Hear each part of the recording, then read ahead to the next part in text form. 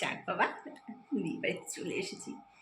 বাবা, সবাই এরকম সেজেছে। তবে সবার সাজগুলো না একটু অন্যরকম হয়েছে, বেশ জবর জবর হয়েছে।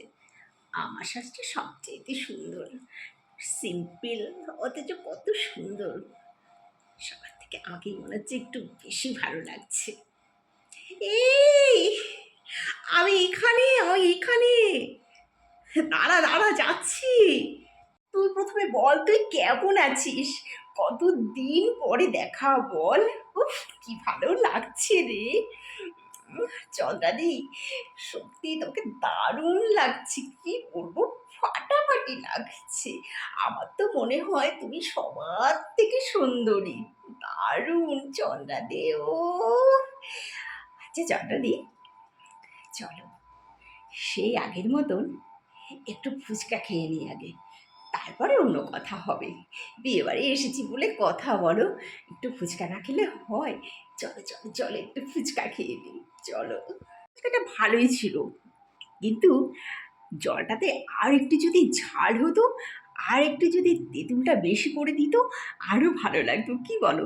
তো যাই হোক, ছাড়ো ওসব। চলো এবার একটু মেয়ে বউ, মানে মেয়ে আর জামাইকে একটু দেখে আসি। রূপাদির জামাই কেমন হলো, চলো চলো একটু দেখে আসি, চলো। রূপাদি, চলে এলাম। অনেকক্ষণ থেকে তোমাকে খুঁজছি, খুঁজেই পাচ্ছি না। আসলে এখন তো বিয়েবাড়ি মানেই হচ্ছে শুধু ফটো আর ফটো। তুমি তো ফটো তোলায় এত ব্যস্ত রয়েছো। ওই দূর থেকে দেখলাম, প্রথমে ঢুকেই তোমার খোঁজ করেছি, কিন্তু তোমাকে দেখতে পাচ্ছিলাম না। তারপরে হুট করে আমি আর চন্দ্রাদি একটু এলাম, এসে দেখলাম তুমি ওখানে ফটোশ্যুট করছো। ভালো আছো তো? আচ্ছা, খুব ভালো হয়েছে, তোমার জামাইকে দেখতে দারুণ হয়েছে, ভীষণ হ্যান্ডসাম, দারুণ হয়েছে, দারুণ। হবে না কেন বলো? মেয়ে কি খারাপ নাকি? হ্যাঁ, দারুণ মানিয়েছে তোমার মেয়ের সাথে, খুব ভালো হয়েছে। আজকে অনেক দিন পরে তোমাদের সাথে দেখা, খুব মজা করছি, খুব ভালো লাগছে। আসলে কোনো অনুষ্ঠান না হলে তো সবাই একসঙ্গে দেখা হয় না, যার যার বাড়িতে শেষে আমরা থাকি।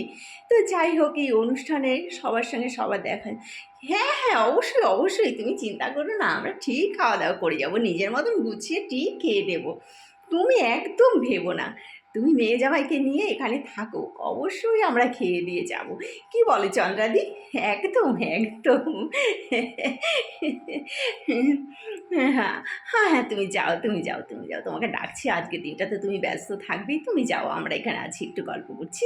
হ্যাঁ হ্যাঁ হ্যাঁ, ঠিক আছে, খেয়ে নেবো, একটু পরে খাই, এখন একটু চন্দ্রাদির সঙ্গে গল্প করি, তারপরে খাই। হ্যাঁ, সবে তো সন্ধে, একটু ফুচকা খেলাম তো, এখনই খিদে পাইনি। ঠিক আছে, খেয়ে নেবো খেয়ে নেবো। দেখেছো চন্দ্রাদি, এই জন্যই বিয়েবাড়িগুলো ভালো লাগে না।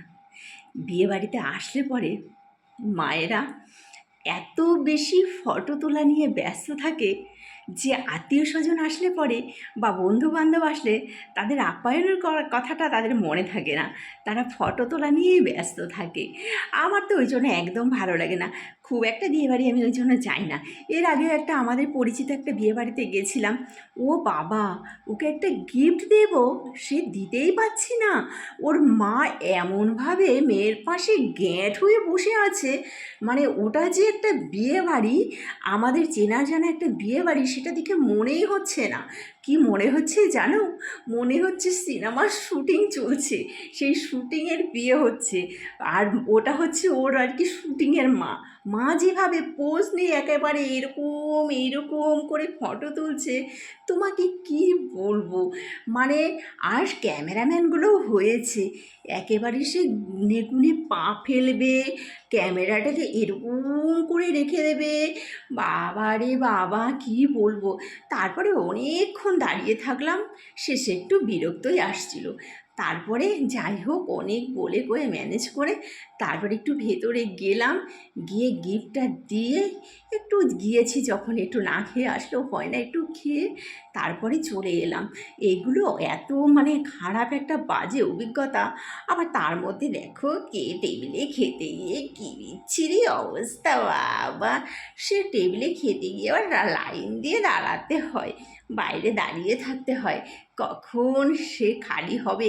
আর সবচেয়ে বড় কথা কি বলো তো, ওই যে একদিকে সব খাচ্ছে আর তুমি গেটের কাছে গিয়ে দাঁড়িয়েছো, মনে হয় হ্যাংলা কোনোদিন খেতে পায় না, এখন খেতে এসেছে। সেই ওরা একেবারে গপ গপ করে মিষ্টিটা শেষ পর্যন্ত গপ গপ করে তুলবে, আবার সিট রাখার জন্য রুমাল দিয়ে দেবে, নাও সিট রেখে দাও। এইরকম অবস্থা বলো। তবে হ্যাঁ, এখন যে বুফে টাইপের আর কি সিস্টেমটা করা হয়েছে, এটা অবশ্যই একদিক থেকে ভালো, যে যার যেটা ইচ্ছে হচ্ছে প্লেটে তুলে নিয়ে খাচ্ছে, ওইটাও যেমন ভালো। আবার অন্য দিক থেকে দেখো, আমরা ছোটোবেলা থেকে যে ধরনের বিয়েবাড়ি দেখে এসেছি, বসবো একটু খাবো, সবার সঙ্গে গল্প হবে, এদিক ওদিক তাকাবো, খেতে খেতে ক্যামেরাম্যান চলে আসবে, এসে মুখের সামনে খাওয়ার সেই মানে ভিডিও করবে, আমরা তখন হাতে মাংস হোক মিষ্টি হোক নিয়ে মাথা নিচু করে দাঁড়িয়ে থাকবো। সেই জিনিসটা তো নেই বলো। এগুলোকে বড্ড মিস করি, এগুলো ঠিক মানে কি বলবো, বলে বোঝাতে পারবো না। তো যাই হোক জলরাদি, চলো, অনেকটা রাতও হয়ে যাচ্ছে, বাড়িতে তো যেতে হবে না, চলো খাওয়াটা খেয়ে নিই, চলো। চলো, খাওয়া দাওয়া কমপ্লিট হয়ে গেল। খাবারটা ঠিকই ছিল, ভালোই রান্নাটা হয়েছে তাই না, খুব সুন্দর ব্যবস্থাটাও করেছে। যাক, রূপাদির মেয়ের বিয়েটা খুব সুন্দর করে মিটে গেল। আমাদের খাওয়া দাওয়াটাও কমপ্লিট হলো, এবার তো বাড়ি যেতে হবে।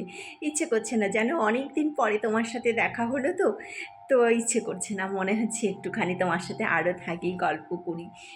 ভালো লাগছে না, অনেক দিন পরে তোমায় পেলাম তো, খুব ইচ্ছে করছে আর একটু থাকি, কিন্তু কোনো উপায় নেই, বাড়ি যেতেই হবে।